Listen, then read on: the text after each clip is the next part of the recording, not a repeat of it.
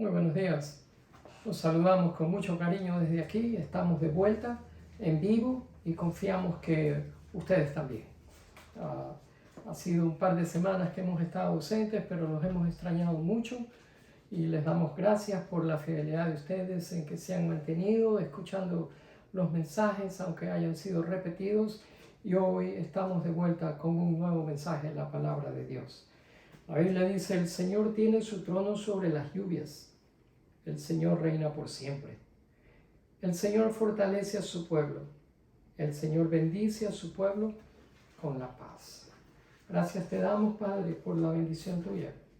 Tú nos bendices con paz, y la paz que tú das sobrepasa todo entendimiento. Esa paz guarda nuestra mente y corazones en Cristo Jesús. La recibimos en esta mañana, al tiempo que adoramos tu nombre. Te bendecimos por tu santidad, tu hermosura y tu poder. Recibe la gloria y el honor en el nombre de Jesús. Amén y amén.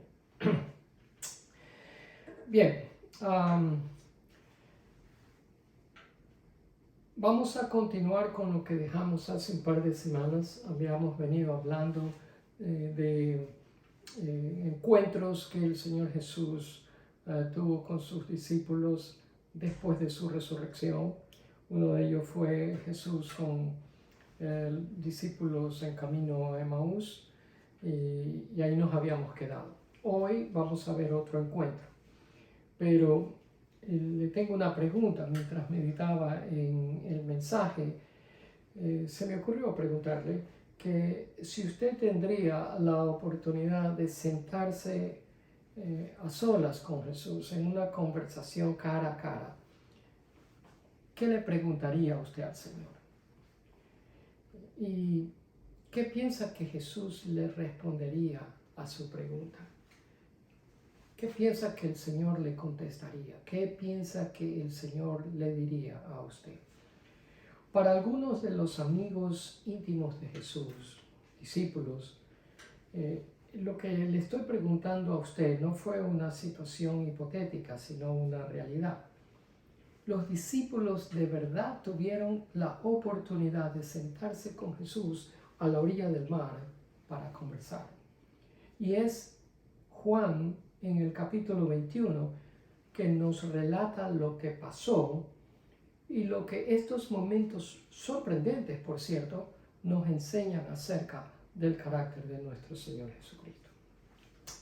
Si ve, hoy en día es difícil ubicar con exactitud ciertos sitios históricos en Tierra Santa. Por ejemplo, la tumba del Señor Jesús. Si usted va a la Tierra Santa, le dicen que aquella es la tumba, pero en realidad nadie sabe con exactitud dónde está ese lugar. O el Gólgota, donde crucificaron al Señor. Nadie puede con precisión decir este es el sitio donde crucificaron al Señor. ¿Y qué tal de la planicie del valle donde el Señor Jesús alimentó a 5,000? Tampoco. Son cosas que nadie puede decir con exactitud y ubicarlas. Pero eso no ocurre con el mar de Galilea. El mar de Galilea hoy es igual que lo que era antes en los tiempos del Señor Jesús. 7 millas y media de ancho, 13 millas de longitud, 32 millas de circunferencia y 650 pies debajo del nivel del mar. Así era en la época del Señor y todavía lo sigue haciendo. Y las aguas son las mismas. Es fácil decir, ¿dónde está el mar de Galilea? Aquí, porque no se ha movido. El mar sigue siendo y estando en el mismo sitio. En Marcos, que no los voy a llevar a Marcos, simplemente se los menciona en el capítulo 1, vemos la primera escena en donde el Señor Jesús va caminando por la playa del mar de Galilea. Y siendo Jesús un galileo, yo me pregunto si de niño el Señor Jesús solía ir a jugar a la playa del mar de Galilea, o si de adolescente, después de terminar su trabajo en la carpintería con José, solía ir a la playa, tomar una barca y navegar en las aguas del mar. El asunto es que el Señor Jesús conocía el mar de Galilea muy bien, siendo él un Galileo. Y en cierta ocasión él se encontraba por la playa del mar de Galilea y se encontró con otros hombres a quienes los llamó y les pidió que le siguieran. Es verdad que estos hombres no conocían nada del Señor Jesús, pero él, el Señor Jesús, sí los conocía a ellos perfectamente.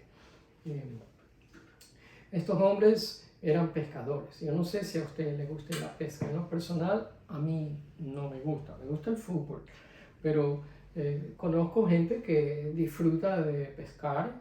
Pescar puede ser aburrido. Usted tiene que tener tremenda paciencia para ello, porque así como puede tener una buena pesca, al mismo tiempo termina no pescando absolutamente nada.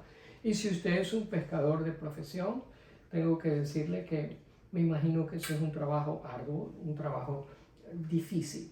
Bueno, estos hombres a los cuales el Señor Jesús llamó a la orilla del mar de Galilea eran pescadores de profesión.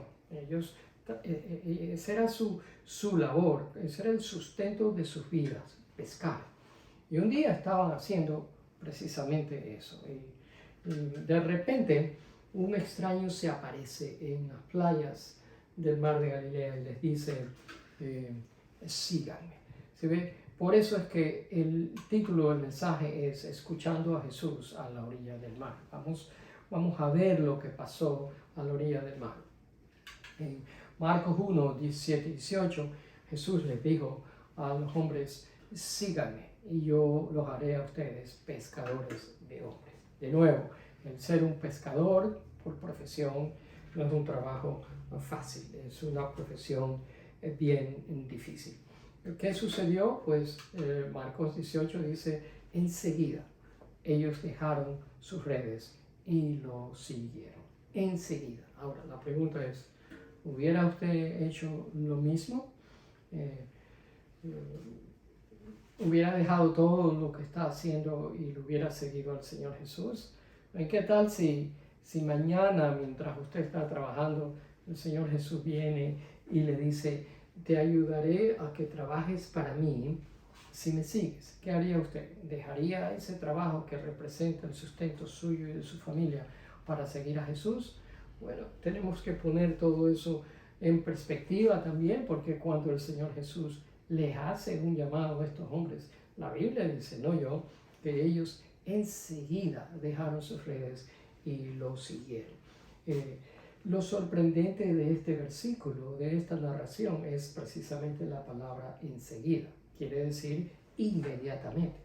Estos hombres no pidieron garantías de trabajo, ni tampoco pidieron un buen salario con beneficios, ni nada de eso.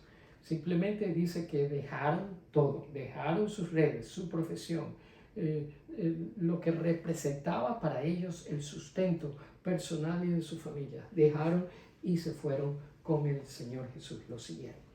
Caminando por la misma playa, un poco más adelante, Jesús vio a Santiago, hijo de Zebedeo, y a su hermano Juan, que también eran pescadores. Ellos, junto con su padre, tenían un negocio precisamente de pesca. Jesús los llama y ellos los siguieron, dejando a su padre a cargo del negocio solo.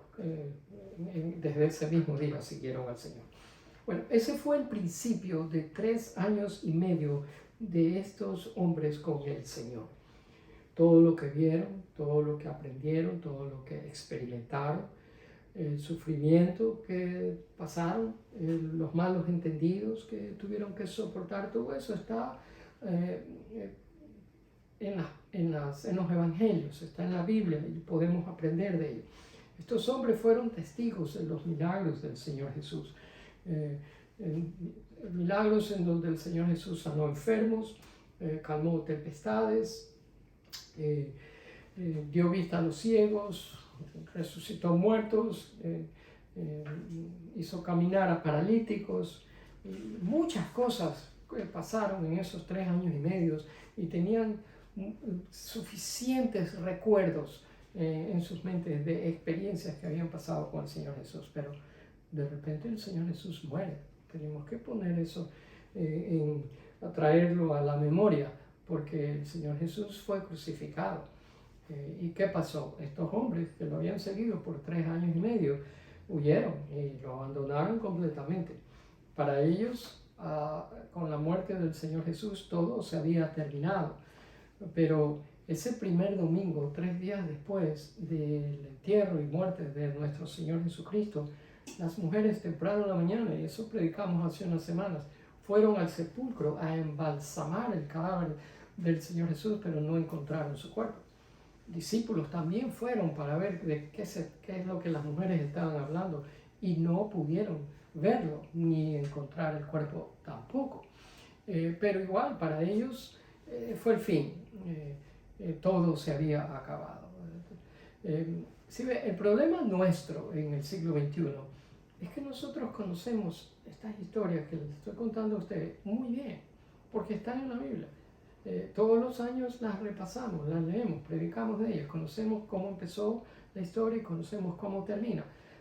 Toda esa familiaridad con la historia que les voy a contar, esta de Juan 21, nos hace que nosotros no apreciemos ese sentido de incertidumbre, ese sentido de sentirse en el limbo sin saber qué podría pasar, sueños rotos, esperanzas quebrantadas, Pedro negándolo 3 veces y diciendo, no lo conozco. ¿Sí ve? Ahora, Juan 21 nos trae de regreso a las mismas playas y aguas del mar de Galilea. Está de regreso el Señor Jesús con un grupo de los mismos discípulos de hace 3 años y medio atrás cuando los llamó. Ahora, esos discípulos estaban ese día ahí en la playa. ¿Qué estaban hablando? No lo sé. Quizás recordando cosas que juntos habían pasado con el Señor. Pero Juan 21:2 nos da una información. Nos dice que ese día en la playa estaban 7 de esos discípulos. 7 de ellos son nombrados. Y ahí están los nombres. Usted cuéntelos, son 7. De repente Pedro, que estaba ahí, Simón Pedro, dijo, me voy a pescar. Y los otros se fueron con él y estuvieron pescando. Estuvieron pescando toda la noche en el mar de Galilea, toda la noche, pero no pescaron absolutamente nada. El versículo 4 dice que cuando ya se estaba rompiendo la noche, cuando estaba amaneciendo, un sujeto de repente aparece en la playa del mar de Galilea. Ellos no sabían quién era. Nosotros, porque tenemos la Biblia, sabemos que se trataba del Señor Jesús. Y el Señor Jesús les dice, hey muchachos, no han pescado nada, ¿verdad que no? Y me imagino ellos enfadados por la pregunta que les recordaba que había sido un fracaso total esa noche tratando de pescar, le contestaron, no. Usted ha estado en situaciones cuando alguien hace una pregunta con respecto a algo que no funcionó y usted responde de esa manera. Pero la palabra que me gusta de este versículo es muchachos. En el griego es la palabra paidia, de donde nosotros obtenemos la palabra pediatra. Fíjense qué ternura con que el Señor Jesús los trata a sus discípulos ya adultos, hombres ya crecidos. Les dicen muchachos, hijitos. Un pediatra no trata a adultos, un pediatra trata a niños y hasta adolescentes. Pero es la idea del cariño y la ternura con que el Señor Jesús trata a estos hombres que eran del mundo, hombres fuertes, hombres sabían muy bien su oficio de la pesca.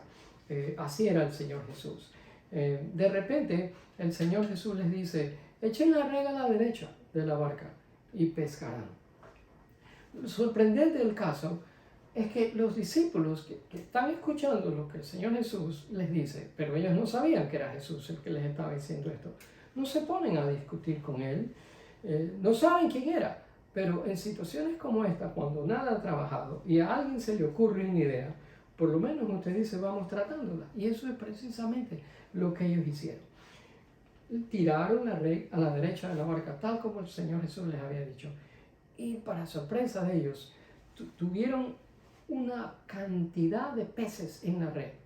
Juan nos cuenta, 153 peces grandes, dice. Fue un éxito total. De repente Juan le dice a Pedro, Pedro, es el Señor. El que está en la orilla es Jesús. Pedro, que se había sacado su manto mientras estaba pescando, se lo vuelve a poner y se echa al agua y comienza a nadar. Como queriendo decir, si ese es Jesús, ahí es donde yo quiero estar. ¿A quién le importan los pescados en estos momentos?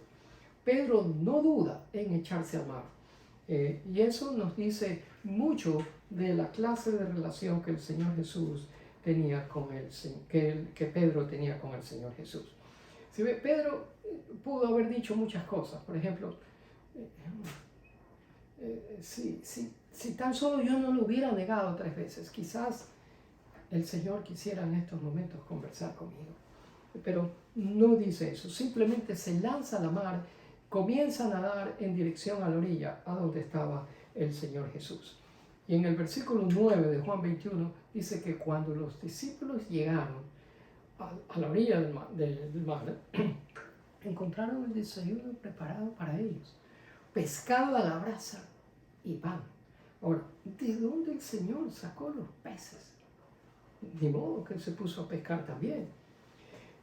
Tenía el fuego listo, el pan calientito, los pescados bien condimentados. Tremenda escena. Aquí tenemos 7 discípulos con Jesús teniendo un desayuno a la orilla del mar.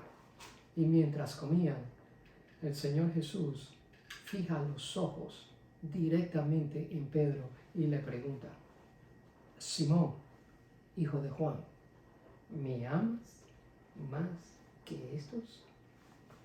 Imagínese por un momento que usted es Pedro.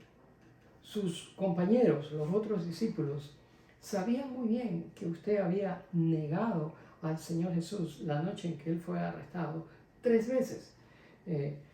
Los otros discípulos lo abandonaron, pero no lo rechazaron, no lo negaron. Y aquí está el Señor Jesús y lo llama a Pedro por nombre. Y Pedro se pone incómodo, un poco inquieto. Y luego le hace el Señor Jesús una pregunta comparativa. Le dice, ¿me amas más que estos? No le pregunta, ¿me amas más que a estos? Tampoco le pregunta, ¿me amas más que a la pesca? Le pregunta, ¿me amas más a mí? Eso es lo que le está preguntando. ¿Sí? Los discípulos, entre ellos, con el Señor Jesús hablaban arameo. Pero cuando Juan escribe este evangelio, él lo escribe en griego. Y el idioma griego es de tal precisión que usted puede comunicar cualquier cosa que usted quiera decir, por ejemplo, en el idioma español, al griego, sin perder nada de énfasis. Y eso es lo maravilloso de esto, porque aquí no se pierde nada en la traducción. Juan utiliza la palabra para el Señor Jesús, agape, lo cual quiere decir amor supremo, compromiso supremo. Es como que el Señor Jesús le estuviera preguntando, Pedro, ¿tienes tú un supremo amor, un supremo compromiso conmigo que eclipsaría al punto de que ese supremo amor eclipsaría cualquier otro amor que tú tuvieras por otra persona? Eso es lo que el Señor Jesús le está diciendo. Es tu amor por mí tan grande que supera cualquier otro amor por alguien más al margen de tus propias necesidades y de tus propios deseos.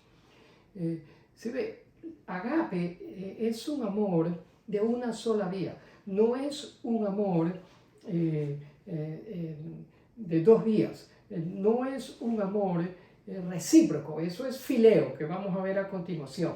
Agape es un amor que no espera nada de nadie. Y el Señor Jesús no lo llama por Pedro, sino que lo llama por Simón, lo cual significa dudoso, cambiante, vacilante, voluble. Le hace esta pregunta. Imagínense usted el nerviosismo de Pedro, como cuando, me acuerdo que cuando yo era pequeño en la escuela teníamos sabatinas en donde los padres se los invitaba y el profesor era como un examen oral que tomaba el maestro a los estudiantes y en presencia de los padres, y uno tenía que estar preparado, y a veces el profesor no se iba por los que levantaban la mano, sino por la persona que él quería hacerle la pregunta, y lo ponía uno inquieto, nervioso. Y si uno le contestaba bien y después el profesor le mandaba una segunda pregunta, eso era desastroso, porque uno tenía miedo de que si bien contestó la primera bien, la segunda no iba a tener idea tal vez de cómo contestarla. Así era como Pedro se sentía, inquieto, nervioso. Cuando le llama su nombre, quedó a la expectativa, como diciendo, ¿y ahora qué me va a preguntar? Y en el versículo 15 vemos que Pedro le responde, sí, Señor, tú sabes que te quiero.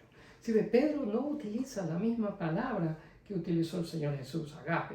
Él utiliza fileo, que quiere decir amor de amigos, como queriendo decir, Señor, tú sabes que somos amigos, tú sabes. Pero un tiempo atrás, si el Señor Jesús le hubiera hecho, antes de Pedro negar a Jesús, si el Señor le hubiera hecho esta pregunta a Pedro, de seguro le hubiera dicho que si yo te amo más que lo que este grupo de hombres juntos te aman a ti, porque ese era Pedro. Pero no, ahora Pedro es diferente. Pedro, la desilusión de su fracaso está fresco en su mente. No tenía nada que ofrecer, no tenía a nadie a quien impresionar. Y Jesús no lo llama la atención por eso. Jesús no lo reprende por eso. Siendo el Salvador, lleno de gracia, Jesús tenía un plan para Pedro. Pedro iba a estar predominantemente envuelto en la fundación, el desarrollo y en el establecimiento de la iglesia. Pedro no sabía eso, usted y yo lo sabemos porque lo leemos en la Biblia. Por eso es que el Señor le responde, entonces alimenta a mis corderos. Ese era el plan que tenía el Señor Jesús para Pedro, y Pedro aún no lo sabía. Luego el Señor Jesús repite la pregunta. Si la primera pregunta fue embarazosa para Pedro, imagínense esta segunda. Y lo que hace más complicada esta pregunta es que se trata de la misma pregunta, pero sin la comparación. Le dice, hijo de Juan, ¿me amas? Utiliza la misma palabra que utilizó en la primera pregunta, agape. Y Pedro no sabe qué decir y le responde de la misma manera. Sí, Señor, le dice Pedro, y tú sabes que te quiero. Y Pedro vuelve a utilizar exactamente la misma palabra que él utilizó en su primera respuesta, la palabra fileo, que quiere decir amor de amigos. Y el Señor le responde, el Señor le responde, cuida de mis ovejas. Si ve, el Señor no pide perfección para usted ni para mí, ni tampoco le pidió perfección para Pedro. Nosotros somos los que esperamos de otros perfección, y cuando nos fallan nos desechamos. Así somos nosotros, pero no podemos exigir perfección de nadie porque nosotros mismos no somos perfectos. El único que es perfecto es uno solo, y ese es el que está haciendo las preguntas en este pasaje, y su nombre es Jesús. En el versículo 17 le hace una pregunta por tercera vez. Le dice, Simón, hijo de Juan, ¿me quieres? Ahora cambia el Señor Jesús. Ahora sí utiliza Jesús la misma palabra que Pedro estaba utilizando en sus respuestas anteriores, la palabra fileo. Es decir, le dice, Pedro, Simón, ¿eres mi amigo? Y Pedro le responde, Señor, tú sabes todo, tú sabes que yo te quiero.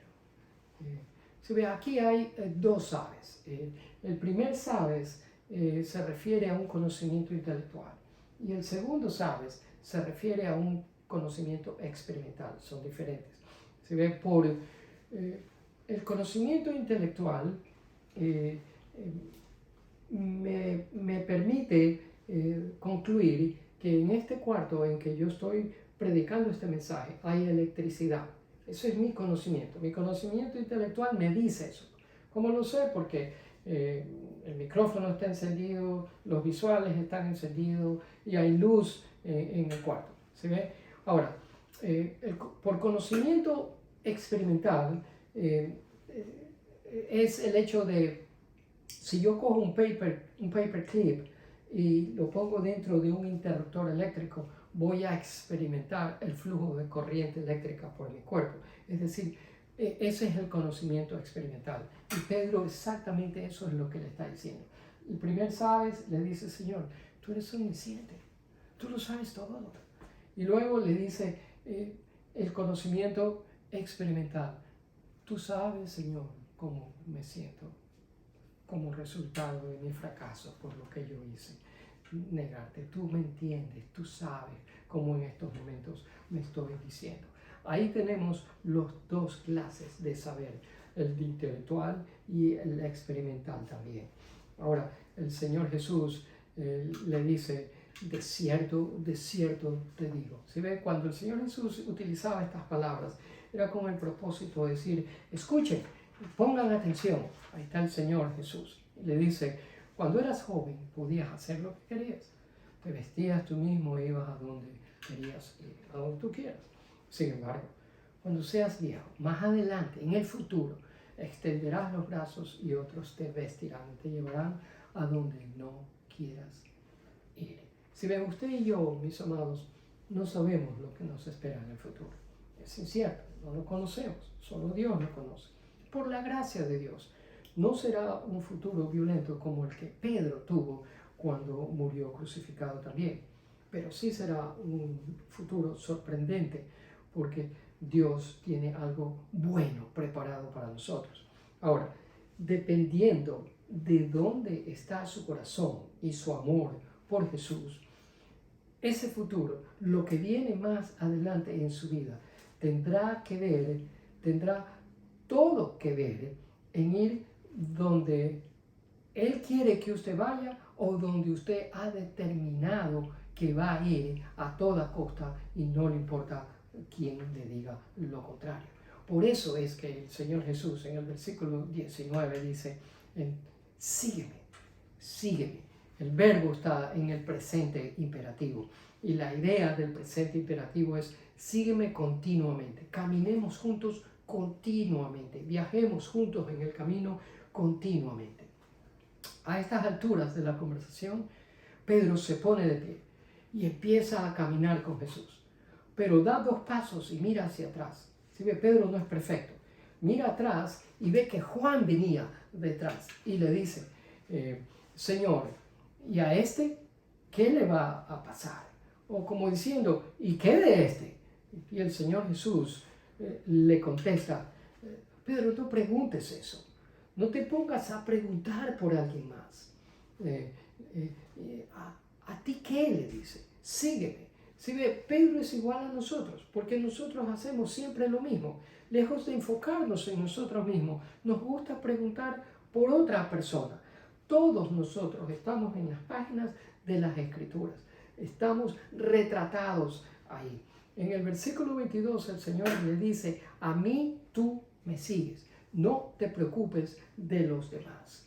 Ahora, esta historia que se encuentra en Juan 21, que yo se la acabo de contar, le pasó a Pedro y a los otros 6 discípulos. Entonces, hace más de 2000 años. Pero, ¿qué hay para nosotros en esta historia? ¿Cómo nosotros traemos al contexto del siglo XXI de tal manera que podamos aplicárnoslo también, tanto ustedes que me están escuchando como yo acá? Hay 3 lecciones, 3 pautas para todos nosotros que se aplican en alguna etapa de nuestras vidas. Rápidamente, la primera, cuando el Señor ofrece una oportunidad de cambiar eso que no trabaja, la inutilidad, la frustración de nuestros propios esfuerzos en productividad, en algo que valga la pena, le animo a que usted esté abierto a esas oportunidades y sea receptivo. Acuérdese que los discípulos que acabamos de mencionar en la historia, estuvieron pescando toda la noche, echando y echando las redes hasta el amanecer, y todo fue inútil, porque ¿sabe qué pescaron? Nada, dice la palabra. Las redes estuvieron completamente vacías, no hubo nada. Y a veces nosotros nos esforzamos y ponemos tanto energía en el trabajo, en tratar de conseguir esto y aquello, pensar que podemos resolver y hacerlo mejor por nuestra propia cuenta, basándonos en nuestros propios esfuerzos, para al final del día llegar a casa cansados y, como dice la Biblia, comer pan de dolores y ver que todo el esfuerzo, todo nuestro trabajo, toda nuestra energía que echamos en ese día no fue suficiente, porque no se logró lo que queríamos. Por eso es que le animo, mi amado, que pause, que se detenga y piense en su vida, en lo que está haciendo, porque el Señor está más que dispuesto a cambiar toda esa inutilidad, toda esa futilidad de nuestros propios esfuerzos por tratar de conseguir algo, en algo que sea productivo. Pero usted tiene que estar abierto a esa oportunidad que el Señor quiere darle, y tiene que estar receptivo a las instrucciones que usted va a recibir del Señor Jesús, para ver en qué dirección Él lo quiere que usted vaya. Segunda pauta: cuando el plan del Señor es moverlo a usted hacia una nueva dirección, anticipe un periodo de profunda examinación del corazón. El Señor Jesús le hace la misma pregunta a Pedro por 3 veces. Lo está examinando profundamente. Por lo tanto, si lo examina a Pedro, no esperemos menos nosotros también. Espere que la vida suya, su vida devocional, su vida en su relación con Dios, sea analizada profundamente. Que espere usted que sus hábitos sean analizados, que sus costumbres sean analizadas, que sus preferencias, sus prioridades sean analizadas. Porque le pregunto, si usted quiere cambios, esos cambios no vendrán sin un escrutinio profundo de parte de Dios. El Señor Jesús nos va a hacer que nosotros nos analicemos, nos reflexionemos, pausemos, meditemos, para que hayan ciertos cambios. Y por último, cuando el Señor le dice claramente que usted debe seguirlo a Él, enfóquese completamente en Él. No se preocupe por lo que el Señor tenga para otras personas. Pedro se enfocó en Juan. El Señor le llamó la atención, porque no se trata de la otra persona, se trata de usted. Es usted y el Señor. Es algo que está sucediendo entre usted y Él. Mis amados, yo no soy el ejemplo a seguir, por si acaso usted está pensando que yo tengo todas las respuestas. Yo no soy el ejemplo a seguir. Jesús es. Y usted, tanto como yo, a Él es el que tenemos que seguir, y en Él es que tenemos que poner en nuestros ojos. Incline su rostro para orar. Padre, de lo profundo de mi corazón, declaro mi amor y devoción por ti y por tu Hijo Jesucristo.